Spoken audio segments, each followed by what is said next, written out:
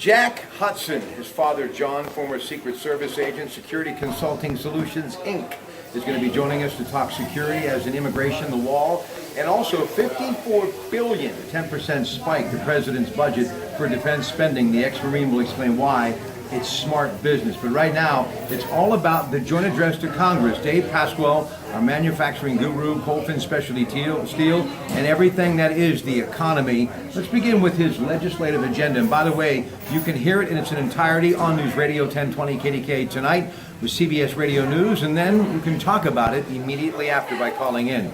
Legislative agenda, repealing and eventually replacing Obamacare, big tax overhaul, and something I'd love to see, $1 trillion invested in infrastructure. Take a look at those three things, Dave. Well, I think the Obamacare repealing or replacing is something that was a campaign promise, and I think something that needs to be done very quickly. It looks as though they're in the process of doing that. I think they need to be careful about that because it is a very complex document and a very complex program, and one that needs to be done correctly this time. Not that it wasn't correct in total last time, because it wasn't.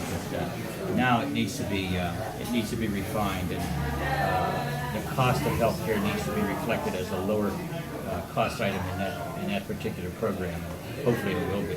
All right, tax overall. Do you think it can happen? And there's $1 trillion investment into our infrastructure, which is well overdue, and it would be in great investment into the economy and the workforce as well.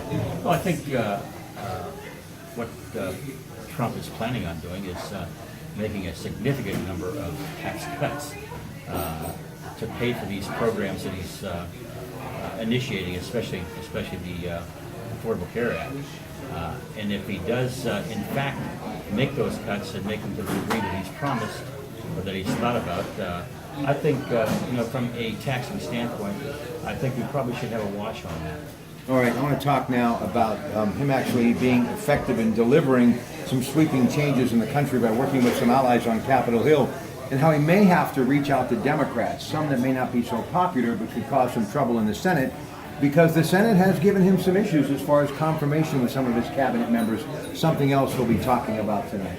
Yeah, well, I am impressed with the start that he's had in his first 30 days as far as some of the issues that he's attacking, and it's unfortunate that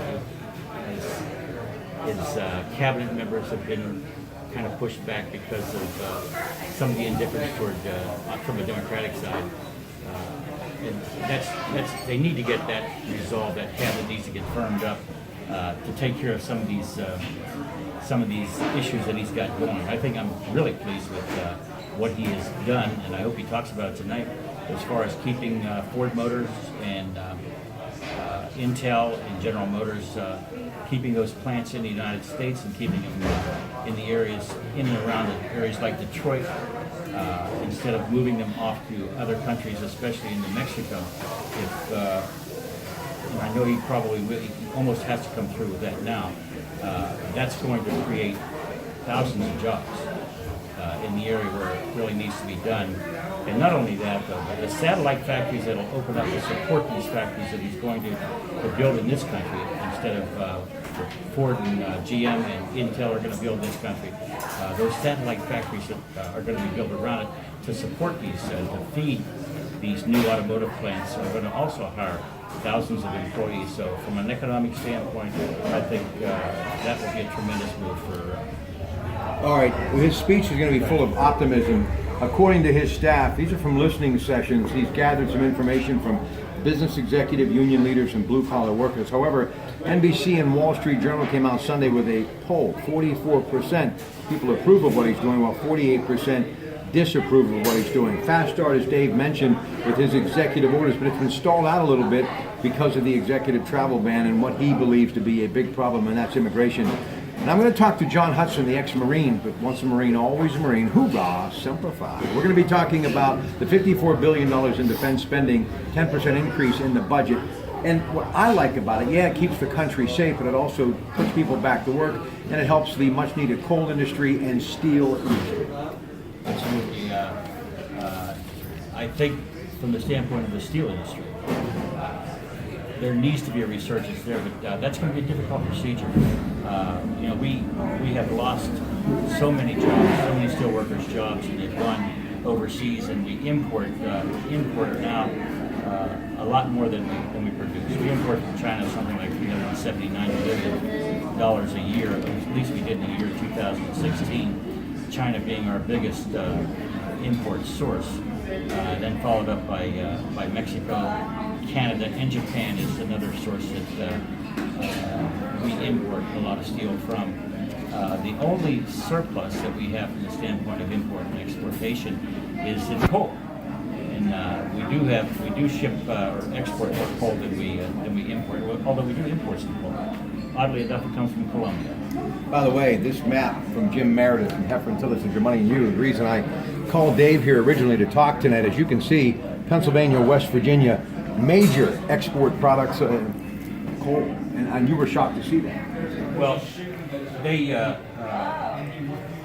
they import very little coal. As I said, they have a surplus going out, and most of that coal is the subbituminous and the bituminous coal. Bituminous and subbituminous is used primarily in electricity generation, but also in steel making. So that we have the resources to regenerate our steel industry in this country, but whether or not that's going to be a long and drawn-out process. Well, it's still a big part of who we are, and it's 41,000 jobs and counting. Bruce Mansfield, latest report about ready to fire up part of that wonderful coal-fired plant in Shippingport, but that's good news. Lobsters, cell phones, medical supplies, scrap, gold, aircraft, fuel oil, medicine, large cars, machine parts, computer memory, all of that stuff and much more from the United States of America. Still need to be a bigger footprint worldwide. What do you think we can do? And we'll close on this now before we get John Hudson here at the Brighton Hot Dog Shop. You see I'm holding his chili dog as ransom and his chili and cheese fries. And to use a Secret Service, well, a little bit of vernacular lingo, you can copy that, ladies and gentlemen, okay? But what do you think we need to do? Well, the first thing we need from the standpoint of the steel industry is we need to upgrade our plants and our ability to produce steel, because we've talked about that before. I think over the past 25 or 30 years, maybe even going on to 40 years, we have not really kept up to speed with the technology, not so much the technology, but with the equipment that we need and we use to produce steel, and that needs to be done first of all. And then we need to really aggressively enforce the trade deals that we have, and that's another nice thing about what I think President Trump may talk about tonight, is the fact that they're going to reshape those deals. NAFTA needs to be scrapped, if not reshaped, it needs to be scrapped. The Central American Free Trade Agreement needs to be done away with too. He already has withdrawn the United States from the Trans-Pacific Partnership, which is a good deal because that would limit us from imposing tariffs and taxes on imported goods for the most part.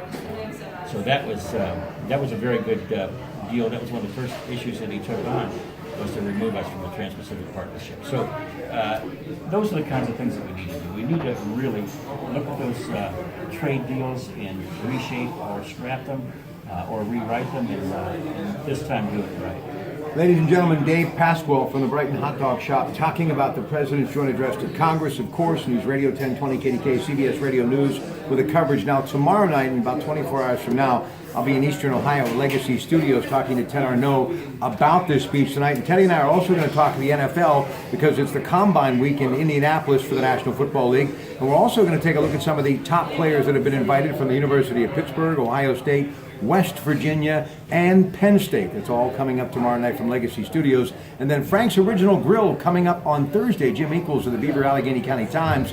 Tonight, you've got some big matchups in semifinal basketball, and they include some of the top teams, including Newcastle and Central Valley and Beaver Falls and Quaker Valley. And we're going to talk all about WPIL championship action that's coming to the Peterson Event Center this weekend. That'll be on Thursday night. So a busy week for your Pratt Pack.